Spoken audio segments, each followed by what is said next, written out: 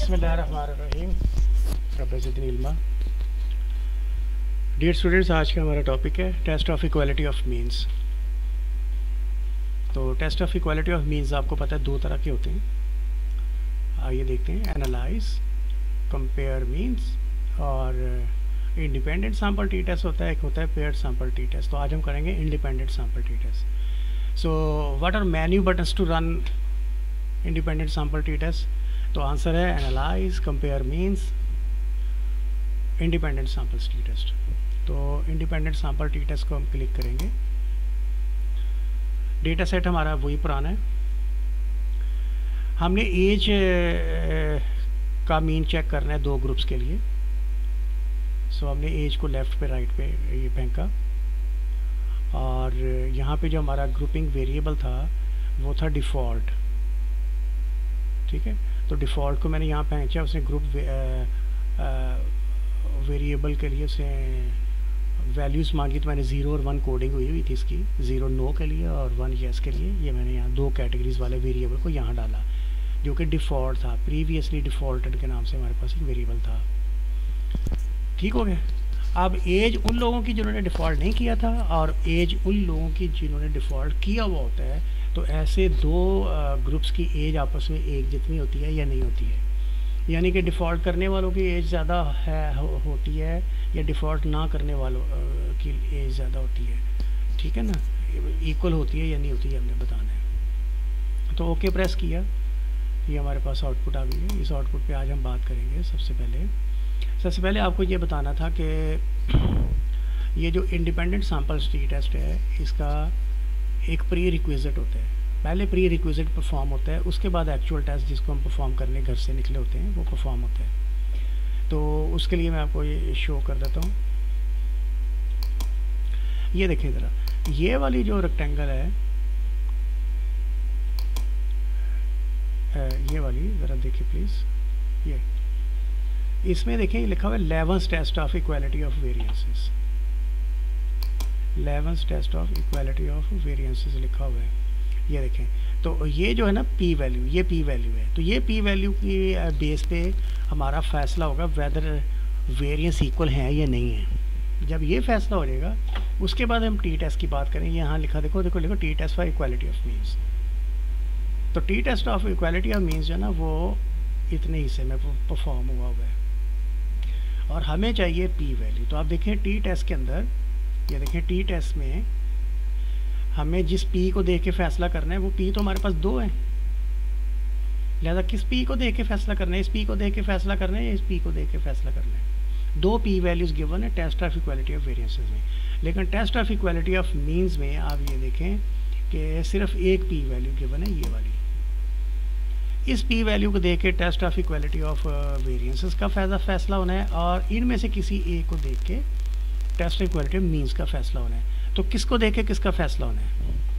पहले हम इसे देखेंगे, test of equality of variance का फैसला करेंगे। दो ही पॉसिबल रिजल्ट्स हैं, या तो इक्वल वेरिएंसेस आ जाएंगे या इक्वल वेरिएंस नॉट अज्यूम आ जाएगा। तो अगर इक्वल वेरिएंस आ जाए तो इक्वल वेरिएंस की सीध में हम इस पी वैल्यू को देख के फैसला करेंगे और अगर अनइक्वल वेरिएंस आ जाता है तो हम इसकी सीध में मौजूद इस पी वैल्यू को देख के फैसला करेंगे। सो मीन का जो टेस्ट है वो इस पी वैल्यू को देख के होना है, इस पी वैल्यू को देख के होना है। इसका फैसला पहले test of equality of variance के नतीजे पर डिपेंड करता है। अगर इक्वल वेरिएंस होंगे तो इस पी वैल्यू को देख के फैसला होना है, अगर अनइक्वल वेरिएंस होंगे तो इस पी वैल्यू को देख के फैसला होना है, इस पी वैल्यू को। ठीक है, तो अब सबसे पहले ये जो टेस्ट है ये एक प्री रिक्विजिट टेस्ट है। तो इसके ऊपर हम थोड़ा सा जो सवाल हो सकते हैं उस पर हम थोड़ी बात करेंगे अभी। ये देखें,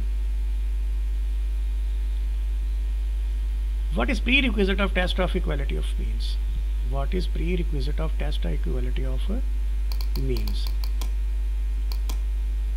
What is prerequisite of test of equality of means of two independent groups? ठीक है, या टू सैंपल्स टी टेस्ट। तो इसका आंसर है test of equality of variance. अब test of equality of variance में what are null and alternative hypothesis underlying the test of equality of variances. तो ये दो वाले, ये है नल हाइपोथेसिस। सिग्मा स्क्वायर जो है ना हमारा वेरिएंस को शो करता है, सिग्मा स्क्वायर, और ये यस ग्रुप है और ये यहाँ पे नो ग्रुप आना है। ठीक है, सब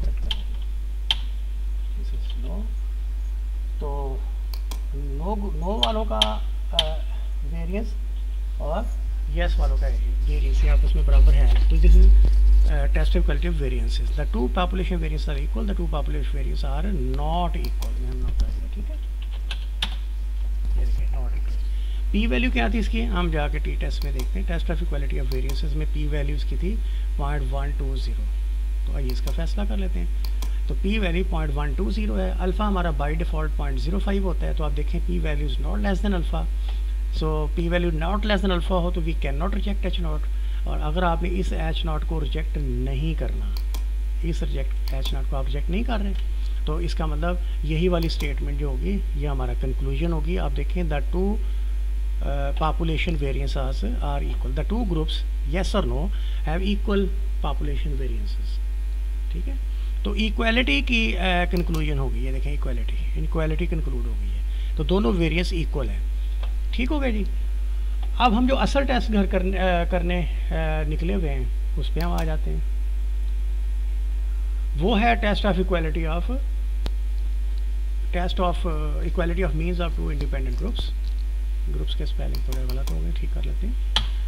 ये ले, और ये बेटा इसका मीन जो है ना, म्यू जो है ना, ये मीन को शो करता है। म्यू ये ग्रीक लेटर का एक तरह से अल्फ़ाबेट्स जो इंग्लिश हैं उसका एम है, जो एम फॉर मीन और म्यू फॉर मीन। ये देखिए म्यू यस ग्रुप का, म्यू नो ग्रुप का इक्वल हैं और नॉट इक्वल हैं, क्योंकि नल हाइपोथेसिस में हमेशा इक्वालिटी की बात होती है। The two population means are equal, the two population means are not equal, ठीक हो गया। फैसला किस पी वैल्यू को देख के होना है, इसके बारे में हम पहले बात कर चुके हैं, क्योंकि हमारे इक्वल वेरिएंसेस हमने कंक्लूड किए। तो इक्वल वेरिएंस के सामने जाके ये देखो ये इक्वल वेरिएंस है, ये इक्वल वेरिएंस नॉट अज्यूम्ड है, तो इक्वल वेरिएंस के सामने जाके ये वाला पी आता है, इसको देख के हमने फैसला करना है। तो आइए अपना फैसला लिखते हैं। ओके, फैसला लिखते हैं। पी वैल्यू हमारी आ गई है 0.000 और जो अल्फ़ा है वो बाय डिफ़ॉल्ट वही 0.05 ही है, ठीक है। अब हम देखेंगे P value is less than alpha. यहाँ कंक्लूजन क्या आ रहा है, P value is less than alpha, क्योंकि 0.05 से छोटा होता है, लेस देन अल्फ़ा। तो अगर लेस देन अल्फ़ा है तो फिर हम रिजेक्ट एच नॉट कर देंगे, ये हमारा रूल है, आपको बार बार बताया हुआ है। तो अगर आपने इसको रिजेक्ट कर देना है, इसको रिजेक्ट कर देना है, इक्वालिटी वाली बात को अगर हम रिजेक्ट करेंगे, ये देखें इसको हमने रिजेक्ट कर दिया। अगर हमने इसको रिजेक्ट कर दिया इसका मतलब हम इस बात पे यकीन करेंगे, ये हमारी कंक्लूजन होगी। हैंस द टू ग्रुप्स जो कि येस और नो है, इसको हमने रिजेक्ट कर दिया, इस पे हम बिलीव करेंगे। और ये बात यहाँ पे हो रही है अनइक्वल की, इसका मतलब ये हुआ कि दो मीन्स जो है ना वो अनइक्वल है। तो ये देखिए द टू ग्रुप्स हैव, क्या आएगा, थोड़ा कर रहे हैं, have unequal variances, have unequal, ये देखिए अनइक्वल का साइन है ना, तो ये वाली स्टेटमेंट हमने कंक्लूड करनी है। तो the two population means are not equal, the two groups have unequal population means, का टेस्ट है, ठीक है ना। इस बात को हम ऐसे भी थोड़ा सा ये लिखते हैं, the two means are not equal, ऐसे नहीं लिखते हैं, the two population means are not equal. ये वर्डिंग थोड़ा आपकी चॉइस के मुताबिक हो सकती है। तो ये मैंने वर्डिंग लिखी है, अब देखें, ये देखें the two population means are not equal, ये हमारा फैसला हो गया। या ये भी लिख सकते थे कि दो ग्रुप जो यस और नो है उनके अनइक्वल मीन्स है, दैट्स ऑल जी। अब फैसला हो गया कि दोनों मीन्स बराबर नहीं है। तो एक दिन में सवाल आपके ये आएगा कि फिर किसका मीन होता है, जो लोग डिफ़ॉल्ट करते हैं उनका एवरेज एज ज़्यादा होती है, या जो डिफ़ॉल्ट नहीं करते उनकी एवरेज एज ज़्यादा होती है, उसका झुकाव हमें यहाँ से पता चल जाएगा। ये देखिए ये नो ग्रुप वाला है, उनकी एज 36 समथिंग है, और यस वाला है तो ये 33 समथिंग है। तो इट मीन्स कि जो लोग डिफ़ॉल्ट नहीं करते उनकी एज ज़्यादा होती है, ठीक है ना। तो इसका मतलब ये होता है जैसे बंदा एज वाइज मेच्योर होता है तो वो डिफ़ॉल्ट जैसा काम जो है उसके करने के चांसेस के कम हो जाते हैं, ठीक हो गया जी। ये था आपका test of T test for two independent samples, right. इसका प्री रिक्विजिट था, पहले हमें इक्वालिटी ऑफ वेरिएंसेस की बात की, फिर हमने इक्वालिटी ऑफ मीन्स को टेस्ट किया। बहुत शुक्रिया, थैंक यू।